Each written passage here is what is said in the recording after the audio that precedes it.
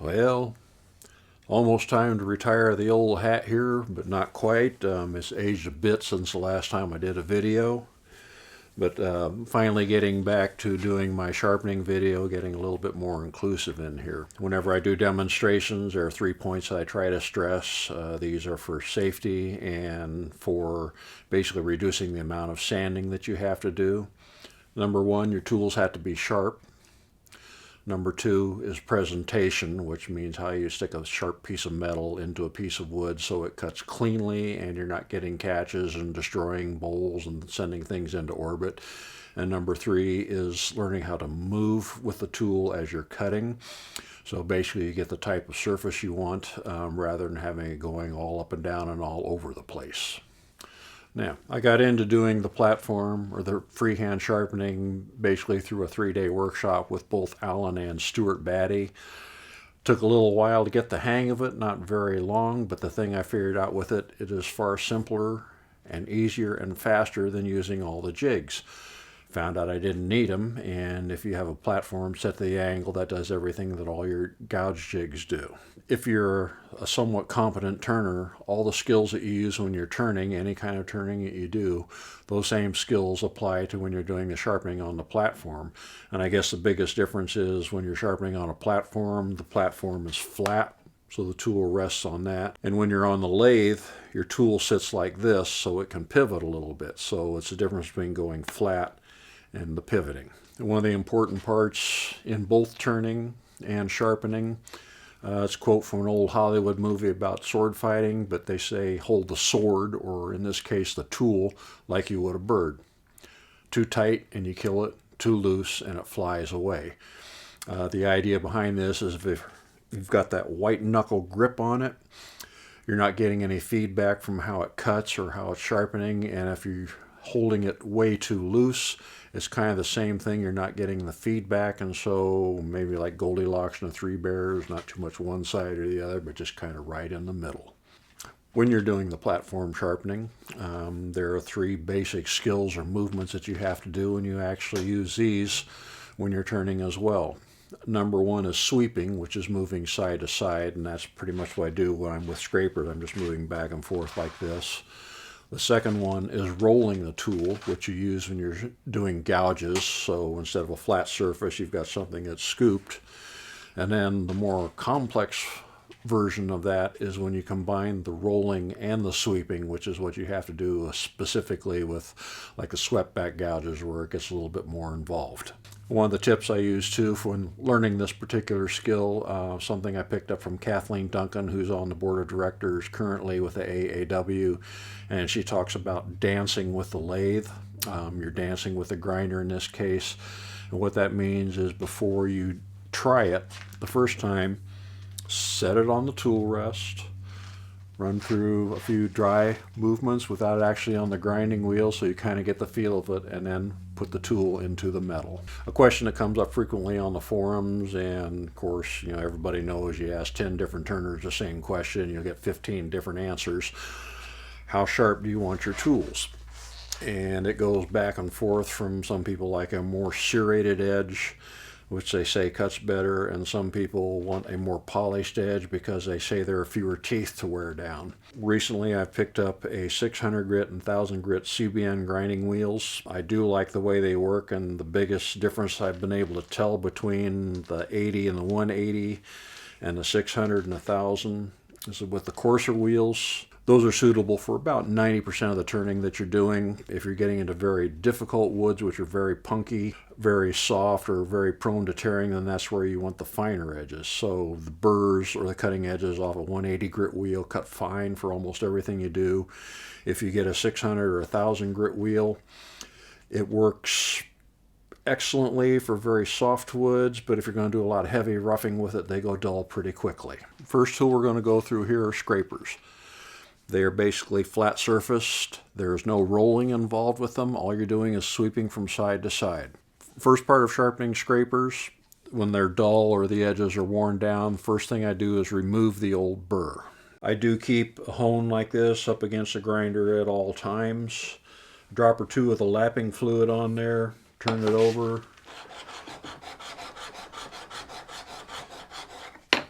and that's pretty much good to go. Another way to remove the burr, this is a burnishing tool used on card scrapers. There are round ones, triangle ones, they both work. A few passes along the top, that gets rid of the old burr too. Okay, this wheel, if you notice, you can see these color lines on here. This is one that on purpose I loaded it up. I think that's brass. We did some carbon steel, copper, aluminum on it just to see what happens and how easy it comes off. And basically the more you sharpen with your high-speed steels on it, the better this is going to clean up, and having the lapping fluid on that helps that clean up too. So this is that same wheel. After a couple of weeks or so, I was up at the Oregon Wood Turning Symposium, sharpened with it a fair amount, and if you look at it, a lot of that color, a lot of the striping is gone from it. Not all of it by any means. It's still cutting fairly nicely, so yeah, you probably can grind some soft metals on it and get away with it, but I would not make a habit of it. Okay, so I'm going to dance with the scraper here before I actually start it. This one's got a pretty blunt nose, or not much arc to it, so I'm going to be moving from about here back to about here. And again, you want to feel it flat on the tool rest, not like you do when you're turning, where you generally have the handle dropped. So flat, feel it. I generally hold it so it's a little bit top heavy this way, but somewhere near the center of gravity. Doesn't take much pressure. Hold it like you would a bird. Not too tight, not too loose. This scraper, very little sweep across the top. This is my primary tool for when I'm doing a shear scrape on the inside of a bowl. Don't use it on the outsides very much, but definitely on the inside. Black line for visibility purposes here. When I'm doing a lot of turning, generally this is very dirty with sawdust, sludge, sap, or whatever that comes off the wet wood that I'm turning. Holding it flat.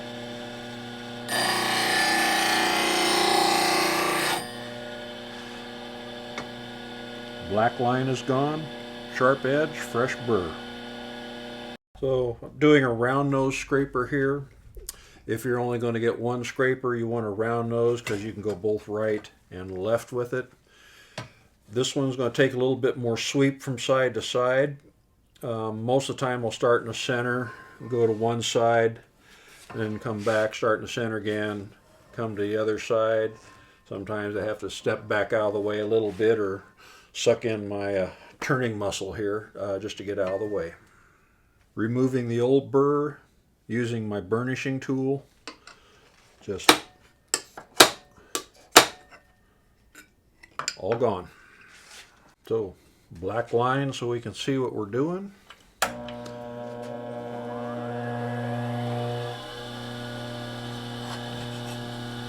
Starting close to the center.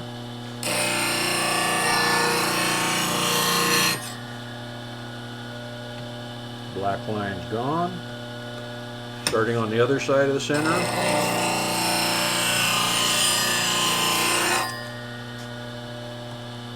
Black line gone on that side. Ready to go. I call this a swept back scraper, so it's almost like half of a swept back gouge. This is my primary roughing tool, that or a more round nose one. In particular, I like this wing on here for doing shear scrapes on the outside of a bowl. So this one, start pretty much square to the wheel, and I have to do a whole bunch of swinging clear over to the other side here.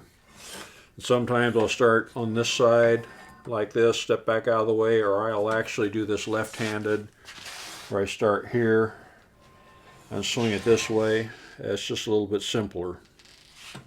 Swept back scraper or inside scraper. Take off the old burr first. The burr's gone. I'm going to be using a left-handed approach on this. Some people think the left-handed approach is difficult if you're right-handed. If you stop and think about that, actually all you're doing is moving with your body and your hands aren't really doing much of anything. So hold it flat on the tool rest again.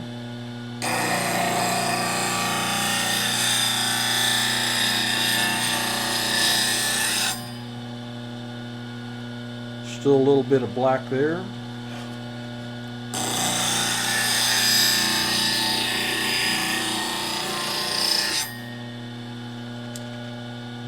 That's good enough. So this is what they call an outside scraper.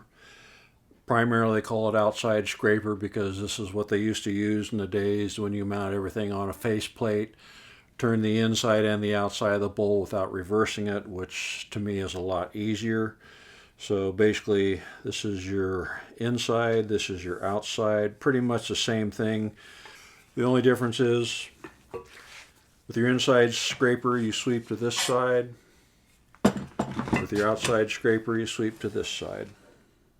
Okay, there are two modifications that I do to all of my scrapers. This makes them easier for me to use. One, since I do all of my shear scraping with my scrapers, I radius the edges. I don't know why every manufacturer doesn't sell them this way. And also I relieve the heels on them. So basically if my platform's off a half a degree or a degree or so, that means there's less metal up here that I have to remove. Negative rake scrapers are still a new tool to me. I'm still trying to figure them out. They don't totally make sense to me, but once I get them figured out, I'll do a whole video on them because I'm finding them to be a very useful tool. So two different styles. One, this looks like a skew chisel. That's because those were the first ones. And negative rake, because it is a scraper, it cuts with a burr, but you've got a bevel on both edges of it rather than flat on top and bevel on the other side. So this one is a 35-degree bevel on each side.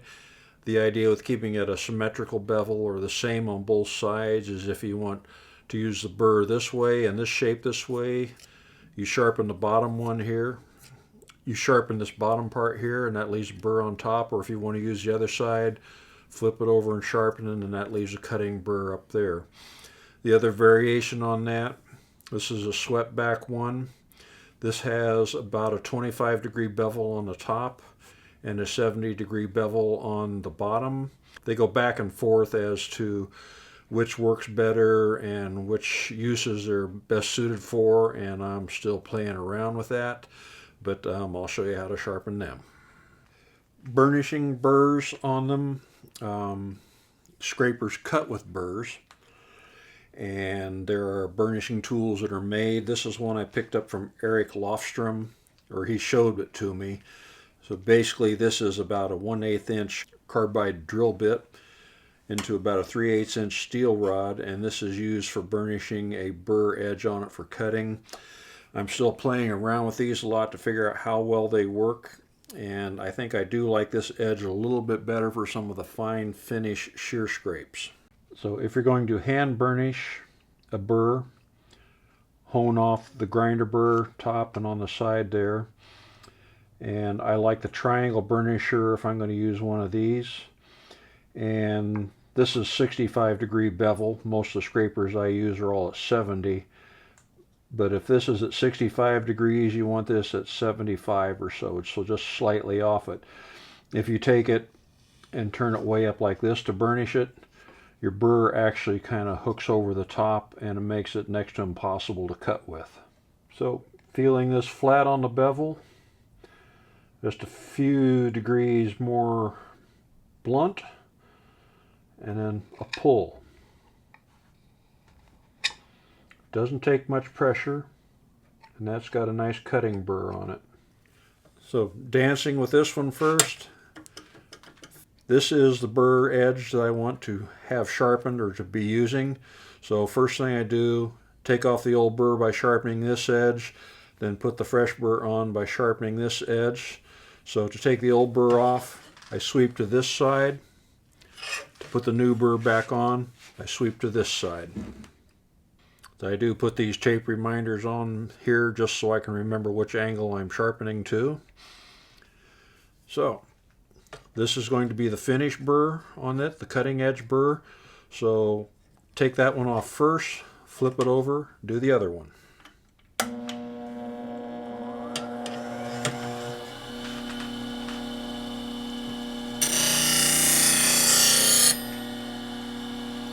That burr's gone. Put on the fresh burr. there. So this one, because it has different bevels on each side, this is always going to be the cutting edge bevel. So set the platform to 25 degrees, sharpen this one to take off the old burr, flip it back over, set it to 70 degrees, and put on the fresh cutting burr. So take off the old burr first by sharpening the top side.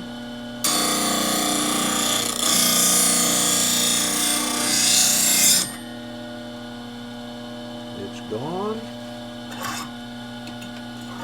70 degrees, put the fresh burr on.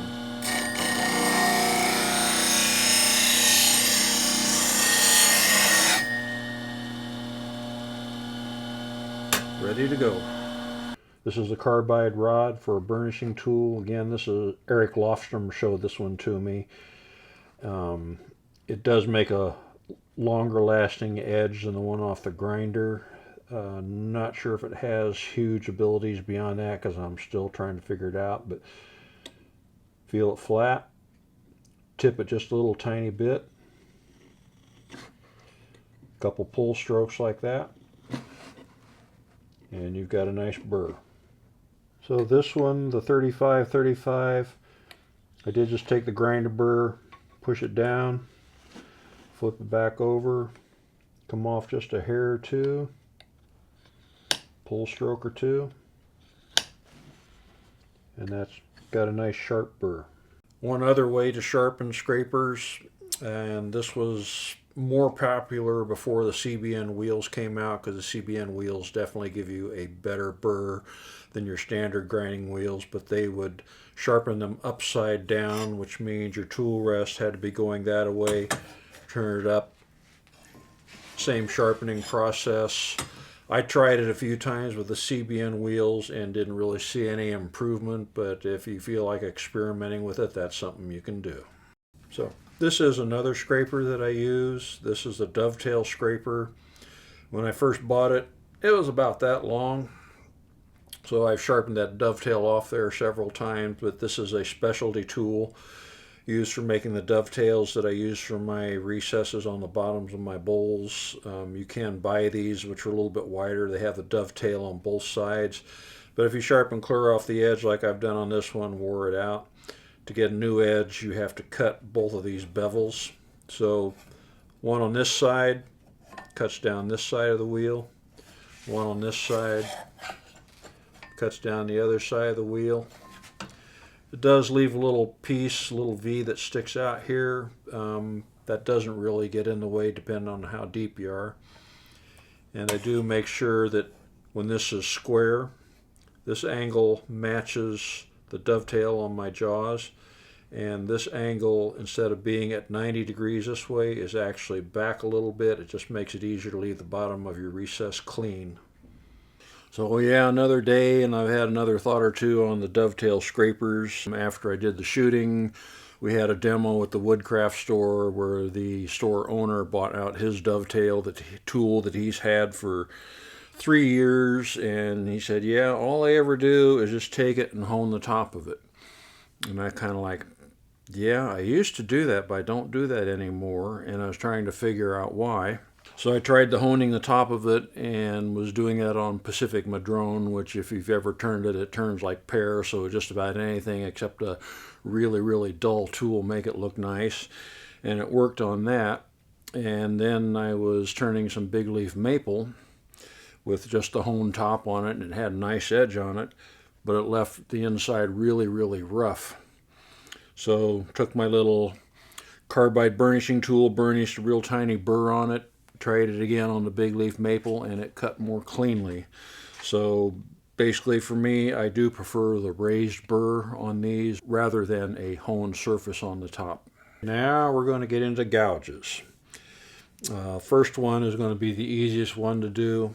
I think a majority of people sharpen these on platforms. They do have a jig which involves a stop out here for the handle, and this rests against the grinding wheel. And if you're familiar with my saying that I borrowed from Pat's Fan on Woodnet forums, when sphincter tightening exceeds chuck tightening, you've got a problem. This type of sharpening like this always makes my fingers pucker just thinking about it. Main reason is when the wheel starts to shrink, if you're not using a CBN wheel, this can get kind of low and catch and jam in there, break wheels, do damage to your tool.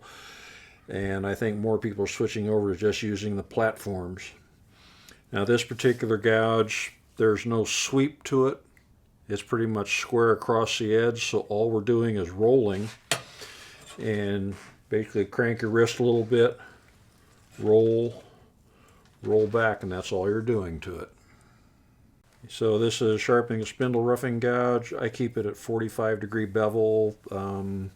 Plus or minus a little bit isn't going to make a whole lot of difference one way or the other. So edge has been blackened, and I usually roll to one side and then roll to the other side, and again, no sweeping, no going back and forth.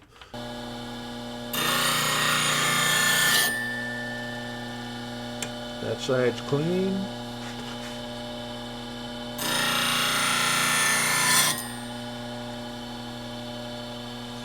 Other side's clean. I actually have a little tiny V right in the middle, so I didn't get the dead center.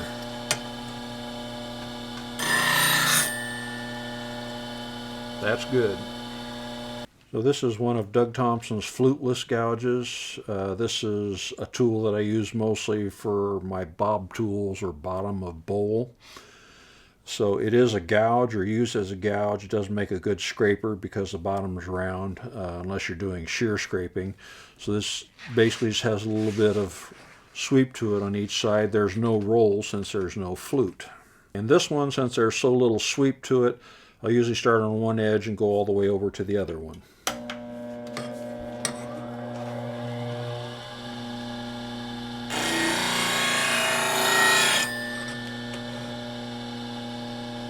Missed a hair on the corner there. So I'll just sweep back the other direction. That has a nice burr on it. And this is one of those ones that I'm playing around with too, since I only use it for finish cuts, of burnishing, hand burnishing with a little carbide tip tool, a real fine burr on that. And that's still in experimental stages. Okay, now we're getting into gouges, and these are where it gets a little bit trickier because you have to combine your sweeping skills with your rolling skills. And there are all sorts of different flute shapes, and the refined techniques that you use depend on your flute shape. So this is a continental style spindle roughing gouge. Very shallow flute kind of like some of your detail gouges. So there's basically very little roll and a little bit of sweep to it. This is a more open flute design. This is a V flute, so the edges are pretty straight and the nose is kind of small and tiny, and so you do lots of rolling with this, medium rolling with this, and very little rolling with this.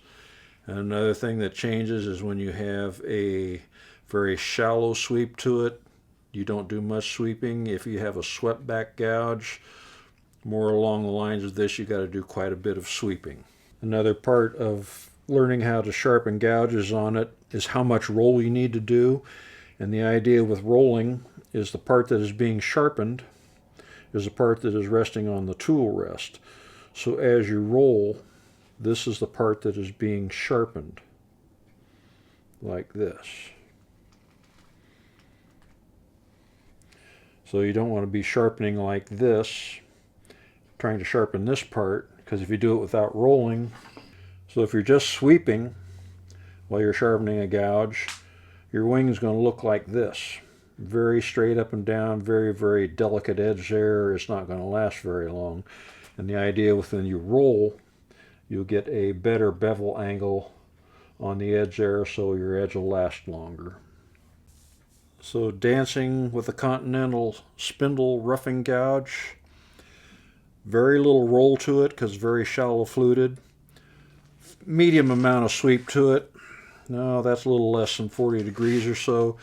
Start in the center, sweep to one side, and generally, because I like to go on both sides, I'll switch to the other side like this, start in the center, and roll to the other side.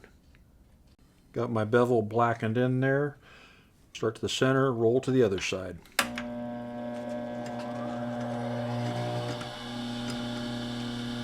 Sitting flat on the tool rest.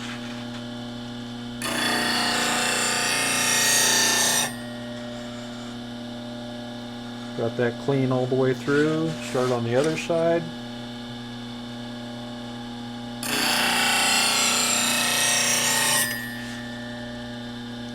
That's clean all the way through too. So this is a 45-45 grind. I know there are a number of turners that prefer the 40-40, and I've tried it and it's just a little bit pointy for what I like. A little closer to a detail gouge. That's my own way of looking at it. So start in the center. I will roll and pivot to about 45 degrees and start on the other side, roll and pivot to about 45 degrees. Now the question you get is, how far do you roll? So this is a parabolic flute like this, and if I'm rolling to this side to sharpen that wing, you pretty much roll till this is about level. You can go a little bit past if you want sometimes. I don't know if it makes a whole lot of difference. Same with going to the other side. So 45 degree gouge, 45 bevel, 45 degree sweep. Start in the center, roll to one side, start in the center, roll back to the other side.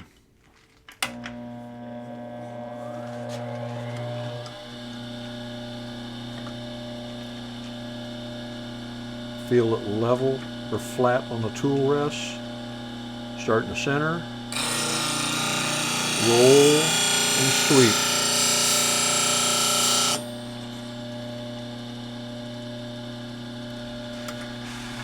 Start in the center, roll,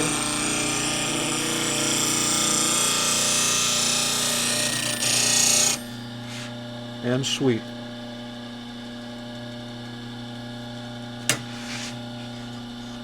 If you feel uncomfortable doing it on your left-hand side, you can stand here, do the same roll and sweep. And if you notice, I'm moving with my body. The hands aren't really doing much of anything.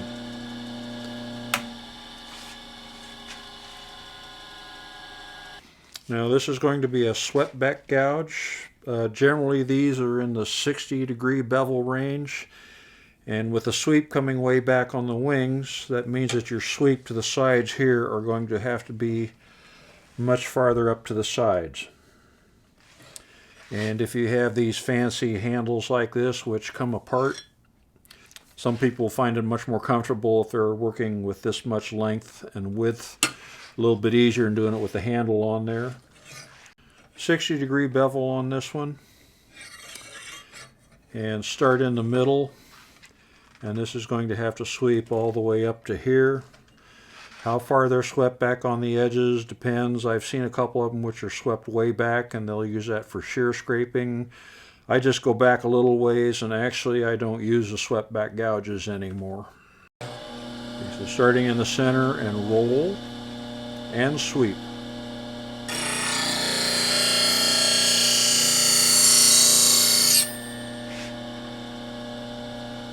Needs a little bit more up there on top.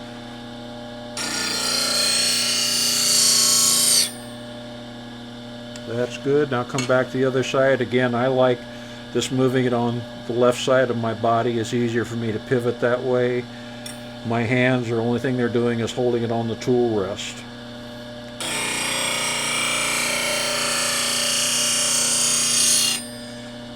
Everything else comes from moving my body. That's clean. How much you roll as you're sharpening and how you roll depends on the different flute shapes. So, if you've got a round flute like this, you roll at pretty much the same speed going through it. If you have a parabolic flute like this, you'll roll slowly through here, but when you get to this transition, it's a little quicker. So nice and slow through the bottom, then roll to get on the wing. When you have a V flute like this, very small nose area, straight flat wing. So this area you don't want to spend hardly any time on at all because it'll leave a scallop in your wing. So when you come to here, slow, and then you just kind of flop it on the edge so you're sharpening this. Because if you don't come through here fast enough, what happens is, so this is your bevel, this is your wing, this is your flute. If you don't roll through the nose quickly enough and spend too much time on that transition area, you get this little scallop right by the end. Something I figured out how to do and never thought about till somebody else mentioned, well, I always get this little divot right here. So that's mostly you're spending too much time on the transition area and you've got to flop it through there pretty quick. So these are my preferred bob tools, bottom of bowl tools. This is the fluteless gouge. This is actually a spindle gouge or detail gouge, so it's got a very shallow flute. And this one is just kind of a standard run-of-the-mill, about half round flute. And I tend to opt more towards more shallow flutes, mostly because I'm not taking off much wood. And also I like a very blunt nose shape on it. Primary reason for that is I can roll it way up and I can get a much steeper shear angle when I'm cutting. These are all at about a 70-degree bevel. I can get into just about anything with that. Some people like 60. Okay. So bob tools, medium depth flute on that, just kind of a C shape. So a little bit of roll, a little bit of sweep. Start in the center.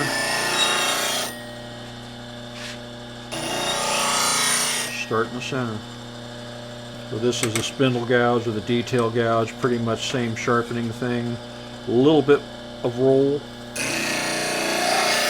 not as much on the half round. Roll to the other side. Fluteless gouge, I already showed it to you, so there's no roll to it, just sweeping. Done. So this is under problems that you may encounter and how to correct them. I'm not sure how well this shows up on the camera, but this is very slightly concaved in here. That's one I'm not going to worry about it. The way you fix concave, you either have to grind a little bit more off the top of the wing or you have to grind a little bit more off the nose. This will still cut just fine. I don't worry about it. And some people prefer this to be perfectly straight. Some people like a little bit of a crown to it. They all work. The only one that really causes me lots of problems when I'm turning is if the nose of it is all snaggle-toothed. I have my gouges on the side and cut mostly with the nose, so that makes a bigger difference to me. And if your wings are perfectly straight or slightly convex, that may work better for doing shear scrapes. Okay, the swept back gouges. Again, the only difference I can tell between all the different variations of it out there, some people like the wing to be dead flat or dead straight. Some people like a little bit of a crown to it. Since I don't use these anymore, I don't really know what difference it makes other than for shear scraping possibilities.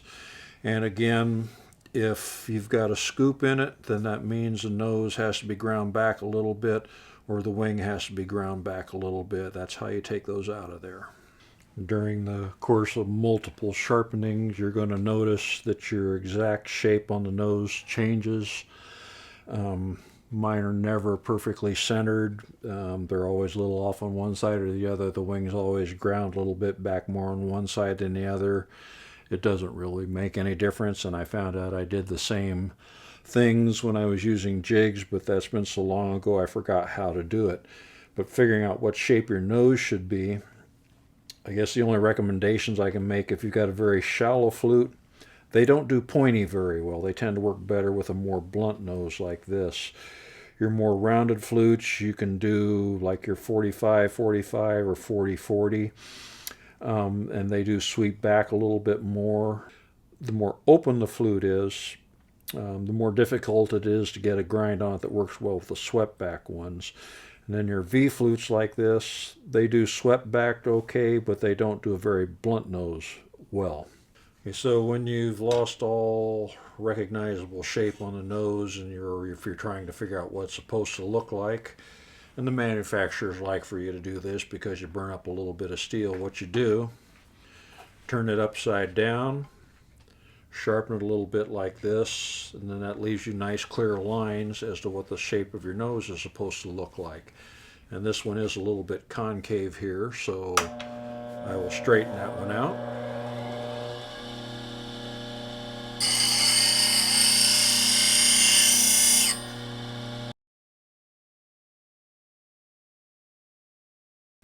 So this nice little horseshoe right here on the inside, that's what the shape of your nose is supposed to look like.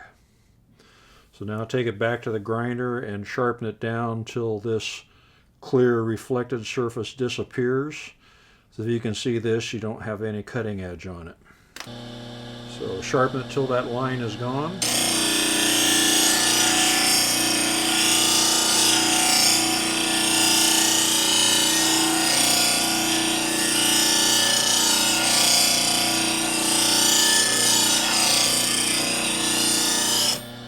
So this part right here, we have a cutting edge there, and I'll have to spend more time grinding this back down until that reflective surface is gone. So that's how you figure out what shape your nose is supposed to be. For swept back gouge, same thing. Instead of just coming to a 45-degree bevel, you're coming to about 60 or so.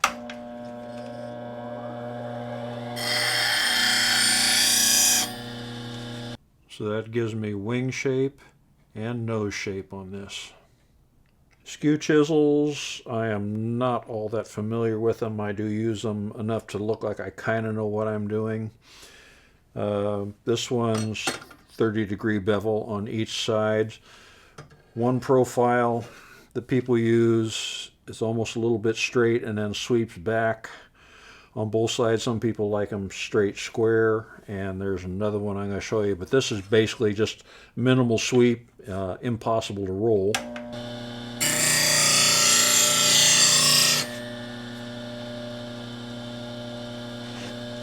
And the other side.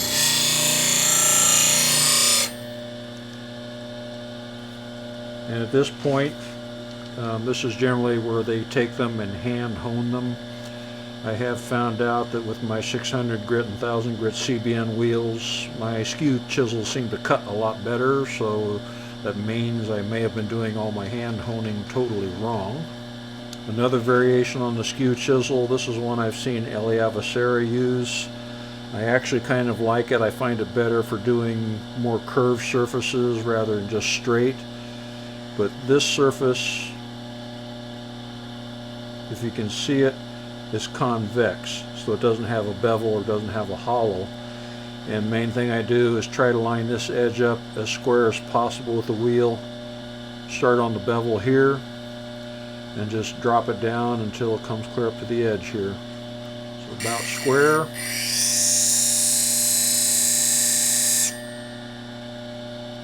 I can feel a tiny burr there. Same thing on the other side.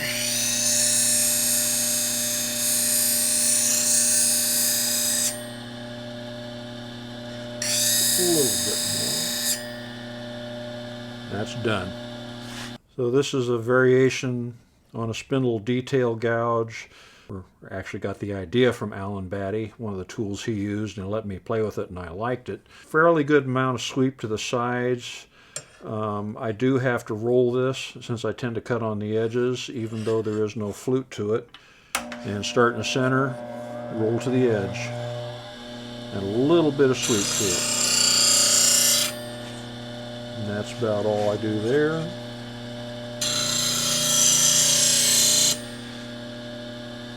And that's done. One more tool I have to show you how to sharpen, and I forgot about it, so that's why I'm wearing a different shirt for today. This is a detail gouge. They're spindle detail gouges and bowl detail gouges, and I can't really tell much difference between them. They both have very shallow flutes. They both have a nice point on them, so a little bit shallower bevel on them. Mostly we're getting into little tiny spots. So this one is at a 35-degree bevel. For this one you have a little bit more sweep to it than you do your standard gouges. So this one, the edges are swept back a little bit more. So dancing with it first, I'm going to sweep all the way up to about here, so that's 50-60 degrees. Starting on the nose, a little bit of roll to this because it's got shallow flutes to it, not as much roll as on a standard bowl gouge.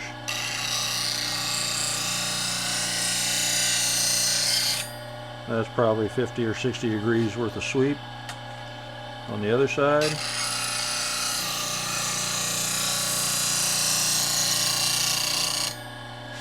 And that's done. This is one other technique I've heard of, played with a little bit but don't really use it. But if you have a radius edge wheel like this and your sweeping doesn't go well for you, what you can do is sharpen the nose and then go around the edge and push like that. I tried it, I was pretty inconsistent with it, tended to get waves in my wings. I didn't particularly like it. I've seen it done with scrapers too. It does work. You can play around with it if you're not having luck with the other ways, but something else to consider. For doing your sweeping on your gouges, if you are not adept at learning to use the other side, something I'd never thought of until I saw Ashley Harwood recently, and she does it this way, and actually Stuart Batty kind of did it that way. She only sharpens on the left-hand side of her grinder, mostly because works on the one side, and she's able to move her body all the way through and over to the other side this way, where if you're sharpening on that side, by the time you get clear over here, you're bumping up against your grinder, so this allows you to use total body movement and keep everything under control, keep it smooth and even. And I guess the one final point to make on the sharpening is most of the time we tend to grind rather than sharpen. And sharpening, one sweep and you're done. Grinding is more like what you do when you turn the gouge upside down so you can see what kind of shape you got, and then you've got to spend time grinding metal away. But the manufacturers, they don't care if you're doing more grinding than sharpening because they've got lots more tools where that one came from. And I guess that's all for this one. Part of my general routine or usual routine, not every single time I sharpen, but most of the time, I have taken to using the lapping fluids. Basically, it helps keep the CBN wheels clean. First efforts were to pour a little bit on, smear around with my finger, I'd turn the grinder on, I'd get a racing stripe up the front. Tried pouring a drop or two or three onto the tool. That worked. It'd still kind of spill and wasted a lot. Then I finally figured out taking a pipe cleaner, I'll show you how to do this, twist it up. I've got two different lapping fluids here, Trend, another one is BURR, something Woodcraft carried.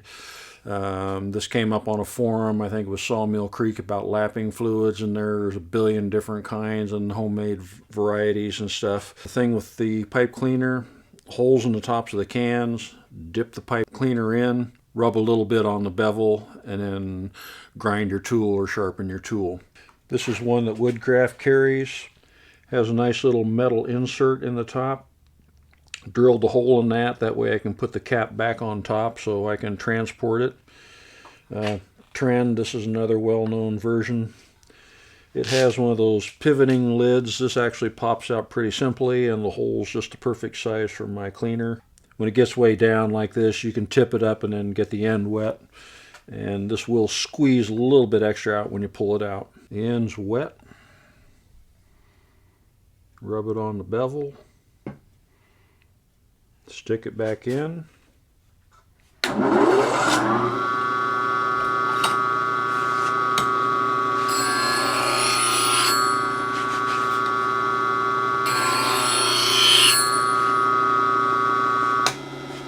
this will basically prevent any buildup of any sort on your wheels as you're turning. I turn sloppy wet wood, so a lot of times there's a lot of gunk on the bevel, and that does get on the wheel. Just helps keep the wheels cleaner. So, to wind up your pipe cleaner, Fold it in half, pinch the end a little bit, stick it in the end of your cordless drill, tighten it up, grab the end.